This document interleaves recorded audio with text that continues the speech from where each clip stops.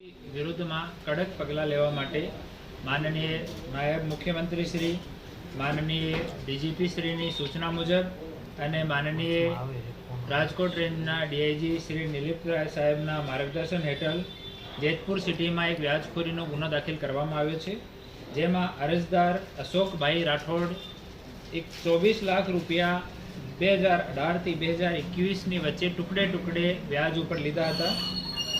આ રૂપિયા વ્યાજ સહિત ટોટલ 41 લાખ રૂપિયા ટુકડે ટુકડે પરત કરવામાં આવ્યા।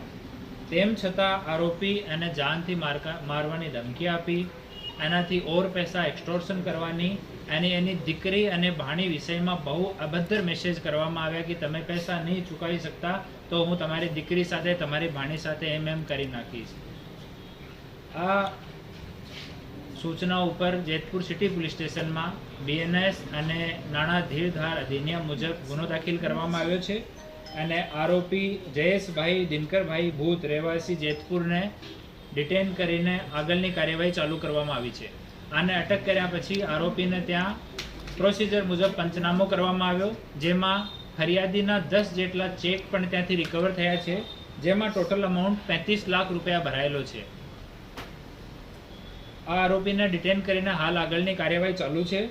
હું આપના માધ્યમથી તમામ જનતાને અપીલ કરું છું કે વ્યાજખોરીના કેવો પણ માણસ હોય, સામાવાળો કોઈ પણ ઇસ્યુ હોય, આપ તુરંત લોકલ પોલીસ સ્ટેશનને, અમારા એએસપી ડીવાયએસપી કચેરીમાં કે અમારી કચેરીમાં અમને સંપર્ક કરો। નિશ્ચિત રૂપથી અમે લોકો આપની મદદ કરવાના છીએ। 2016માં રાજકોટ ગ્રામ્ય જિલ્લામાં વ્યાજખોરીના 57 ગુના દાખલ થયા છે, જેમાં 115 જેટલા આરોપીઓ વિરુદ્ધમાં કડક કાર્યવાહી કરવામાં આવી છે। તો આ વ્યાજખોરોથી કોઈ ડરવાની કંઈ જરૂર નથી। કોઈ પણ વ્યાજખોર જિલ્લામાં કોઈ પણ નાગરિકને પરેશાન કરે તો તુરંત આપ પોલીસનો સંપર્ક કરો। આભાર। એની પાસે વ્યાજનું લાયસન્સ નથી, રજિસ્ટર્ડ કોઈ એની પેઢી નથી। આ માણસને વ્યાજ ઉપર પૈસા આપ્યા ને એનાથી એક્સટોર્શન કરતો। બીજા કોઈ એની હાલ તપાસ ચાલુ છે અને ઘરની સર્ચ કરવામાં આ જો આપનો અરજદાર છે એના 10 ચેક મળ્યા છે। બીજી જો એની દુકાન છે, ઘર છે, ત્યાં બીજા પંચનામા કરીને આગળની કાર્યવાહી કરવામાં આવશે। એનો ભોગ કોઈ બનેલો નથી, એના વિરુદ્ધમાં પહેલો ગુનો છે।